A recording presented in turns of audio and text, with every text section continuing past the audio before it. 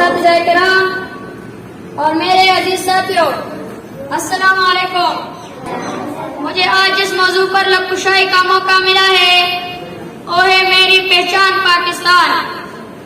جناب صدر، یہ سورج کی ستاروں کا جہاں کوئی نہیں دے گا، یہ سورج کی ستاروں کا جہاں کوئی نہیں دے گا، زمین کوئی تو تم کو آسمان کوئی نہیں دے گا۔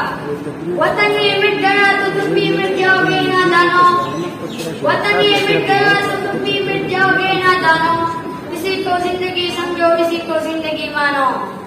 جناب صدر، میں جب تاریخ کا مطالعہ کرتا ہوں تو خود کوئی برس پیچھے محسوس کرتا ہوں۔ جناب صدر، میں دیکھتا ہوں کہ شہیدوں کے نام سے لکھی گئی تحریر، قید کی انتک محنت کی تصویر، اقبال کے خواب کی تعمیر، میرا پاکستان لہلہان جب ظلم و جبر کے شکنجوں کو توڑ کر دنیا کے نقشے پر روشنی بن کر ابھرتا ہے۔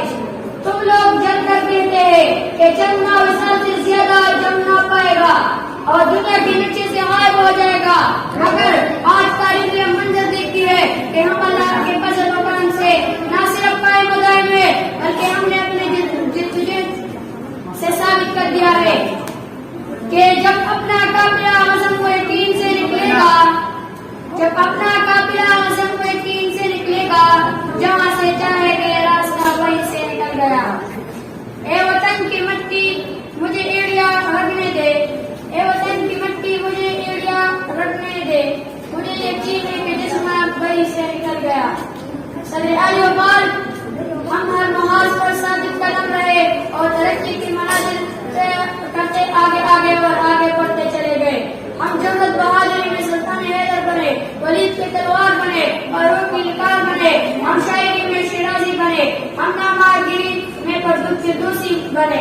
جناب صدر، ہم ساز بنے تو پرشا، ہم سوز بنے تو ورشا، ہم عقل بنے تو شالطیب، ہم مجد بنے تو کیسا اور سچا سرمست بنے۔ جناب صدر، کرکٹ کے میدان میں عمران خان بنے، اسکواش میں جہانگیر اور جانشیر بنے، تعلیم کے میدان میں سر سید بنے اور جب بات ملک کی حفاظت اور سالمیت کی آگی تو ہم کرنل شرحان بنے۔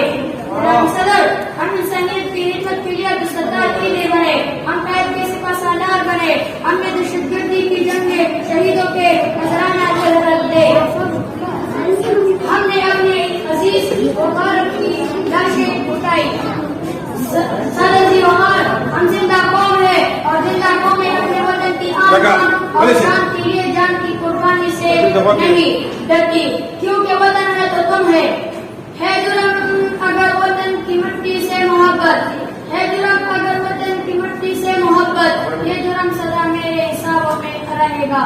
آپ کی سماعت کا بہت بہت شکریہ۔ والسلام۔